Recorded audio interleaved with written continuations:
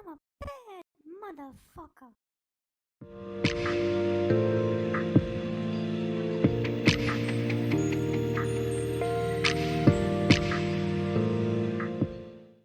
All right, so shifting gears again. This show, we're covering a lot of ground today. So if you want to know why we are so hated around the world, people don't like to be interfered with. They don't like to be told what to do, especially by a nation of obese, intellectually deficient schmucks. So U.S. says it doesn't support Pakistan-Iran gas pipeline project going forward. So Iran and Pakistan, which has had a lot of tension, they fired missiles into each other's territories just last year. We don't want peace. That's bad news, right? We want to keep them fighting. So the U.S. said on Tuesday it does not support a Pakistan-Iran gas pipeline project from going forward and cautioned about the risk of sanctions in doing business with Tehran. The Pakistan-Iran gas pipeline, known as the Peace Pipeline, is a long-term... See, right there. That flagged it right there. Yeah. Right there. They should have called it something else. They should have called it Submission to Our Western Masters Pipeline. Yeah, the divide and conquer pipeline. Yeah. The real politic pipeline. The real politic pipeline. Is a long-term project between Tehran and Islamabad and has faced delays and funding challenges for several years. The pipeline would transport natural gas from Iran to neighboring Pakistan. Iran and Pakistan had signed a 5-year trade plan in August 2023 and set a bilateral trade target at $5 billion. Pakistan's Petroleum Minister Mosaddeq Malik said this week that his country was seeking a U.S. sanctions waiver for the gas pipeline from Iran.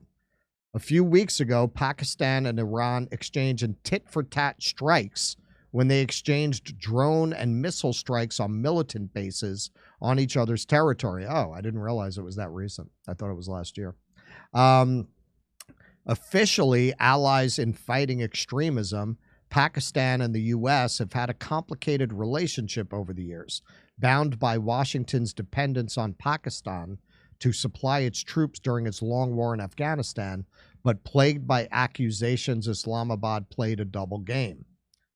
Well, that's what you do when you're dealing with this oppressive imperial power, right? That's what you do when you're dealing with an empire. You play a double game.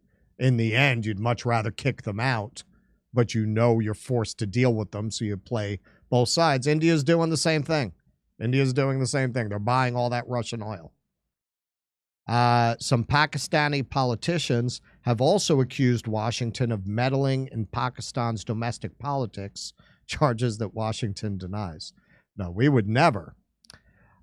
So here's from Global Eye News. United States threatens Pakistan with sanctions if it builds a pipeline to import gas from Iran. Now, remember, this is what's so terrible about this. These are poor countries.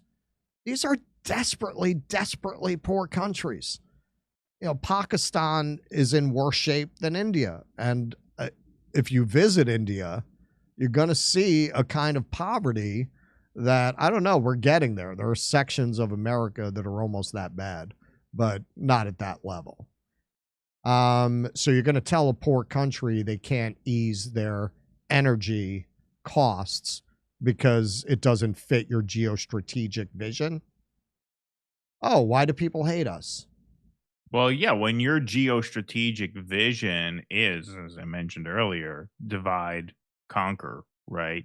That involves keeping other countries down, right? Like a country that is not economically developed is a lot easier to keep in line. It's a lot easier to pit them against other countries. Jose Vega would be a great person to talk to about this, because as I understand, a lot of his platform is about peace through development, right? When you let these smaller countries develop and grow into larger countries, and I'm not talking about land area, I'm talking about in terms of their economic base, now they start interacting with each other, which incentivizes peace between them, right?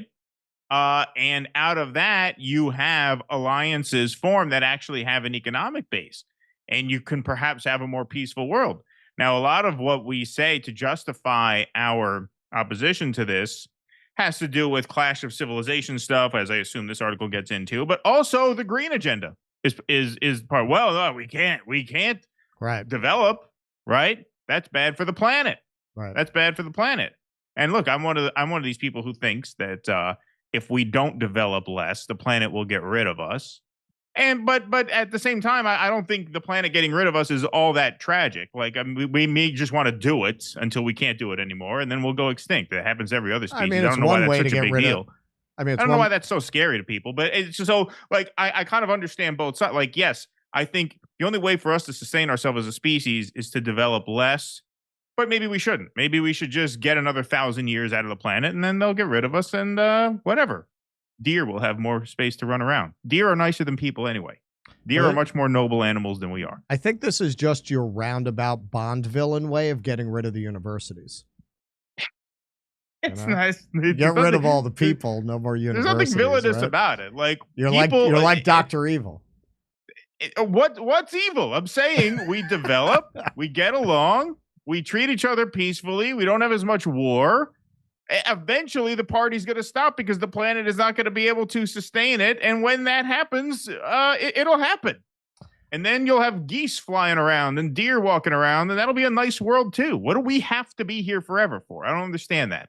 Well, I don't understand how asking that question makes me like a nihilist or a bad person. I get this a lot. Well, what do you mean? What do you mean we can go extinct and that's okay? We're going to go extinct at some point. No species lives forever. I mean, right? But so if we can develop and achieve peace through development, why not do it? I mean, it's not going to last forever, but nothing does. Like, I don't see what's crazy about that. I think it's crazy to do it this way. Our reptilian overlords have been around for at least 1 billion years. I'll have you know. Yeah. So I don't want to derail the possible. segment, but this comes up every now and then. No, I am of the opinion that limiting consumption is just not going to happen. So give that up. Forget about it. That's just not going to happen. You're not going to solve it that way. You need to try to invent. This is a good byproduct of that. You have peaceful relations between countries who develop economically. We can have less war that way. But let's be real. That's not going to last forever. And when it ends, it'll end. And life goes on. Life goes on. You know what's very funny? For a guy who keeps breeding, you really hate people. Whereas for me, I'm a little more of an optimist. I feel how many? We need to invent our way out of it. You don't think people are going to go extinct at some point? You think we live forever? I mean, that's beside the point. Like, you're talking about going on into infinity. Of course, the universe is going to collapse. But that aside, we're going to be here until the sun swallows the earth. That's what you think is going to happen? I offer no opinion about that. But in terms of the problem at hand, the only way out of climate change is to invent our way out of it, perfect carbon scrubbing technology, such thing. And I'm not even saying that will work. I'm saying that's the only thing that will. So don't put all this energy into trying to get these countries that have their children starving to not develop so that their children aren't starving. They're not going to do that. They're not going to do that. Forget about that. So if you're going to put all this energy into inventing new technologies, put it into inventing carbon scrubbing technologies that will fix the problem the other way. Don't focus on consumption because it's a losing battle. I agree. But what the green people will counter that, well, we're going to destroy the planet and ourselves if we go that way. And rather than try and deny that, well, you're definitely going to do it if you go their way. Because it's not going to work. It's not going to work. We don't have a world government. You can't force China. You can't force Pakistan. You can't force India to conform. Even if you did have a limited consumption regime, they're not going to do it. And for good reason. For good reason. What? We got to develop and now we're going to slam the door behind us. When you say that to them, they say, go fuck yourself. And they're right. You can't blame them. We wouldn't do it. Right. Of course. Of course. So, well, that was an interesting little segment. You can clip that I'm by just saying, itself. don't be scared by don't buy into their Genocidal fear mongering Keaton about how Weiss roots for end of humanity. it's not. There's nothing of the sort. I'm just saying, don't respond to their fear mongering. You can respond to their fear mongering about the end of humanity by saying, yeah, eventually you'll be proven right, but the alternative is not workable either. And so what are we supposed to do? We're supposed to live in poverty, live in war, live in fear of each other. Like, why don't we be adults and understand that a lot of this green bullshit is an immortality myth, as every civilization has had immortality myths, and that nothing goes on forever. And we have to live our best lives as peacefully and as prosperously as possible until the universe decides our number is up. What is violent about that? What is dark about that? What is divisive about that? I do not understand. Have you considered motivational speaking? I don't understand the hostility to that opinion. I really don't. All but right. anyway, go ahead. Yeah. Go ahead. All right. I really don't get it. U.S. What could be less? What could be more peaceful than that? What Look, could be more conciliatory? I'm not hostile to it, but more of a fighter, I guess. Right. I'm more hopeful. I do believe that maybe there's a path out of it. Not long term. I hope there is. Physics, it'd be nice if there was. collapses. That'd be nice if there was. Yeah. U.S. warns of sanctions risk as Pakistan inks deal with Iran. Hey, people getting along, not firing missiles at each other. That's a good thing, huh? Well, not according to Fat Sager. Before we don't interfere, USA hypocrisy. Before we don't interfere in others' matters. Believe us. We didn't ask for IK to be removed from PM's office. Now, the Iran-Pakistan gas pipeline will not be accepted, and we will impose sanctions on Pakistan. All right, let's hear Fat Sagar. The Iranian president was in Pakistan, and during his visit, Pakistan and Iran signed 8 MOUs and also agreed to push bilateral trade to $10 billion. A Pakistani government spokesperson also said that it does not need a waiver from U.S. sanctions to build its portion of a Pak-Iran gas pipeline. How does the United States view these agreements and statements? So first, just let me say broadly, we advise anyone considering business deals with Iran to be aware of the potential risk of sanctions. But ultimately, the government of Pakistan can speak to their own foreign policy pursuits. Sure they can, except they can't. Okay, so the joke of the day on PAC TV. Pakistan threatens U.S. after U.S. threatened Pakistan of sanctions if they go ahead with the Iran gas pipeline project. So basically threatens to nuke us, and they do have nuclear weapons in Pakistan. America पाबंदी लगाए तेरी औकात नहीं तुम क्या हमारे को gas pipeline से रोकोगे या मिसाइल बनाने से तुम्हारी हैसियत और औकात नहीं तुम खत्म हो चुके हो तुम अपनी शिकस्त को तस्लीम करो U.S. is nothing in front of Pakistan. Gas pipeline भी बिछाएगा एटमी हथियार भी चलाएगा अगर तुमने चलाए व्हाइट हाउस में घुस के मारेंगे तुम्हें.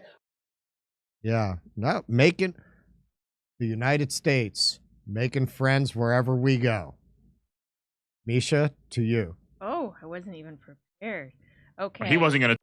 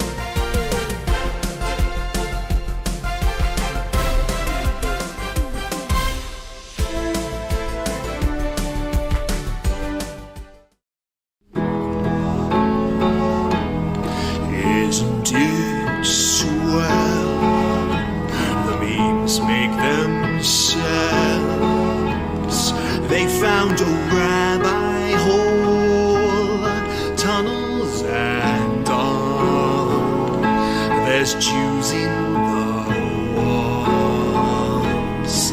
Isn't it bliss? The rabbinical grace, soiling the mattresses. Well, let me tell you.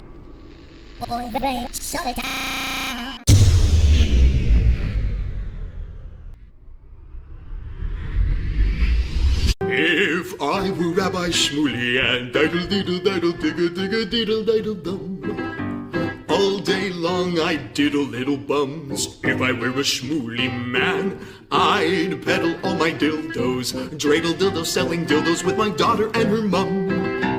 If I were a Jewish Shmuley man, I'd be digging with a dildo in my bum. I'd wear a grotesque nose and go grab some goyim right on the nipple with a pinch. A Shabbos lap dance brace for the youngest mensch. On a scale of 1 to 10, how much do you hate shitty coffee? I, for one, really hate shitty coffee, which is why I'm excited to introduce to you a company that's revolting against shitty coffee, and it's called the 1775 Coffee Company. Now, I haven't had it yet because I only drink decaf. Steph has had it. Steph, how do you like it? I really like it. I've been, you know what? I have a French press, and so I've been using my French press and totally enjoying it. It's delicious. It's smooth. It's smooth. So 1775, the world awake. In 1775, the world awakened to a new era. And now it's 1775 Coffee Company is bringing you a coffee that embodies that revolutionary spirit. Crafted with passion and precision, our beans are ethically and exclusively sourced from the finest coffee beans farms of Bolivia. Didn't know that. 1775 Coffee Company's farm-to-cup journey ensures the highest quality of authenticity and sustainability from start to finish. With each sip, your palate will recognize and appreciate the dedication and passion that goes into crafting this single-sourced brew. 1775 Coffee Company takes pride in offering customers a truly exceptional coffee experience with their premium coffee collection. But their dedication to this revolution extends beyond the realm of taste. Safeguarding freedom of speech is critical right now, which is why 1775 Coffee Company has joined forces with Rumble in defense of one of our most fundamental rights, freedom of speech. Coffee that's sure to awaken all your senses, including the sense of freedom. So choose 1775 Coffee by going to 1775coffee.com/litter. That's LITTER, and use the code LITTER for 10% off the checkout on your first order. 1775 Coffee, brewed to perfection, crafted with revolution.